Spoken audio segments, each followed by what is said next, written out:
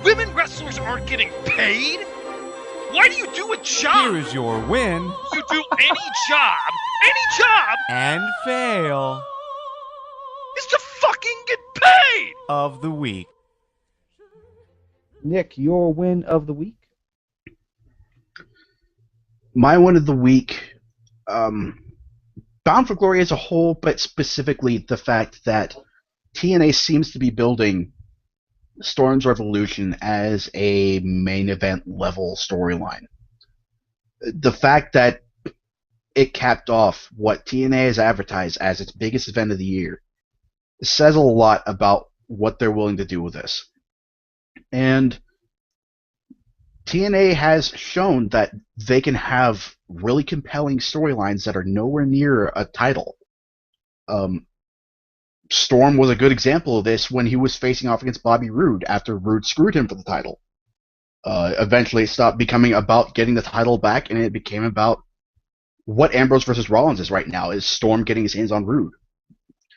And I think this angle has a real potential to get that kind of heat and attention to it, where it doesn't need a title to be interesting. So I'm really glad about that. Okay.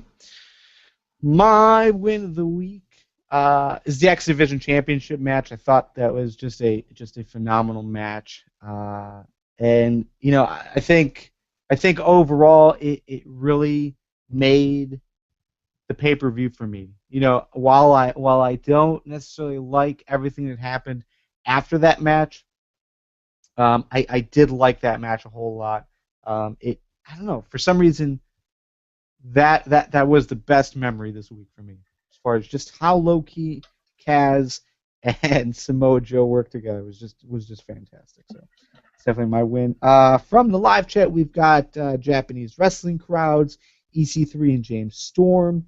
The education Bound for Glory gave us about Japanese wrestling. And yeah, that's another thing that we didn't really touch on, but Taz and Tenay were fantastic. Their stories, them really explaining why the crowd is what they're, you know, acting the way they were, and why it was important, and just all the interpersonal relationships with like Loki and MVP and Sonata and everyone else. It just felt very, very important. So probably best commentary event in general all year for sure. Definitely. We got wins from Bound for Glory 2014, Dolph Ziggler versus Orton, and Ambrose from this week's Raw. Yeah, all of Bound for Glory. The show was friggin' awesome, and yeah, that's all I got. That's all I got from the live chat. Seems like everyone was pretty positive on Bound for Glory, which I was as well, and so were you. So good to see. But let's jump into our fails of the week. Nick, your fail of the week.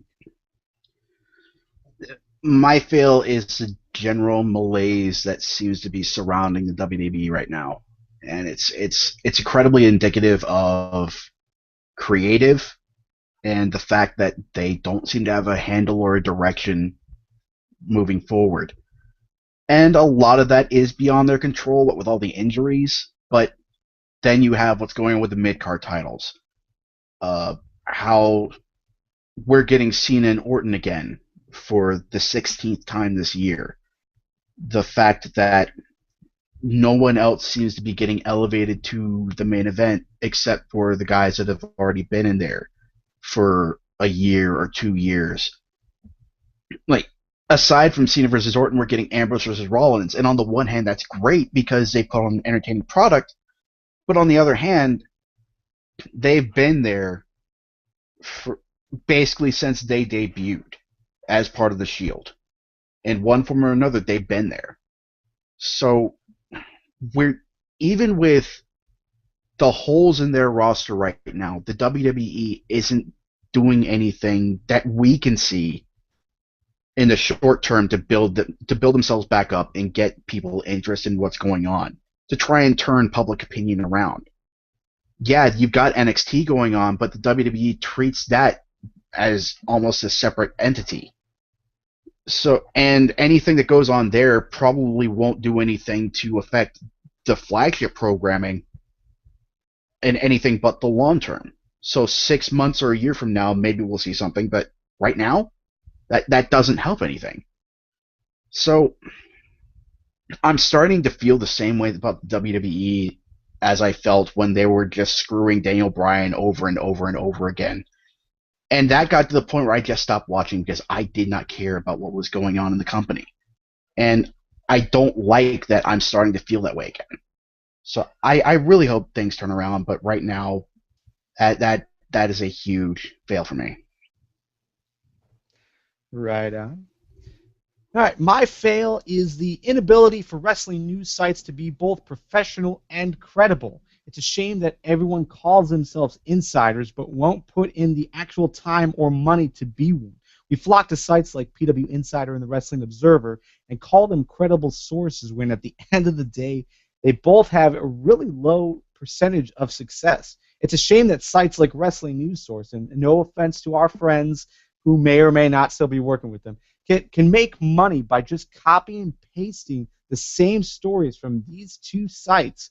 And just content pulled directly from these guys, not sending anyone to them, not just taking credit for that.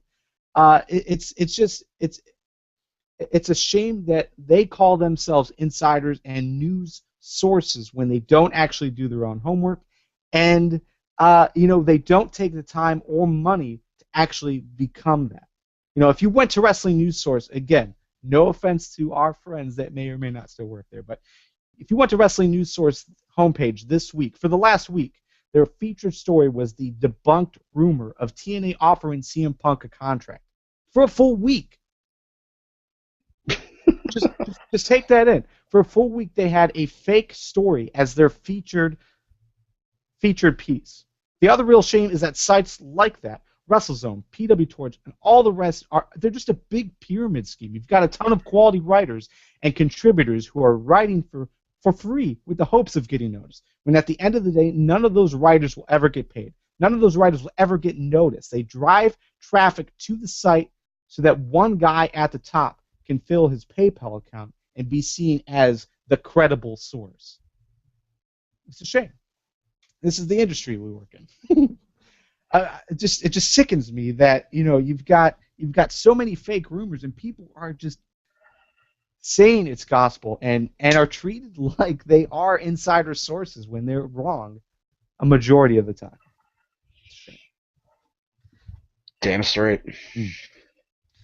All right, fails from the live chat. We've got, after months and months of vignettes of video packages, the monster heel that is Grizzly finally debuted, and it was an absolute flop.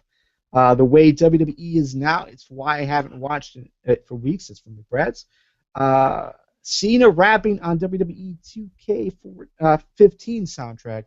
No WWE Championship for 3 months. We've also got WWE steering the boat without a rudder.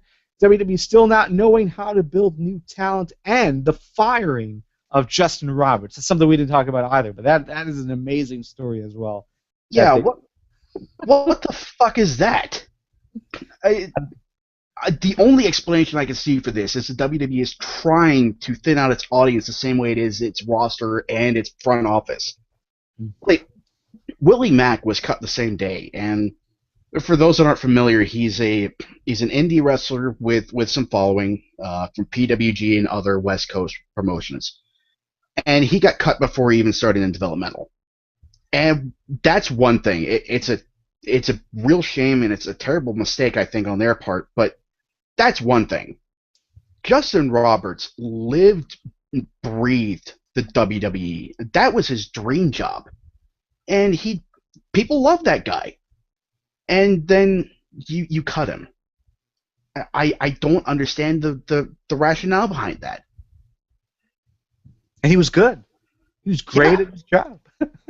That's the other thing that's like crazy. But yeah, there's a lot of flack coming on social media about the firing of Justin Roberts. Again, we didn't really talk about it, but yeah, Justin Roberts was fired. No explanation other than WWE did not renew his contract. So it's a shame, but hopefully we will see him again in some capacity because the guy has talent.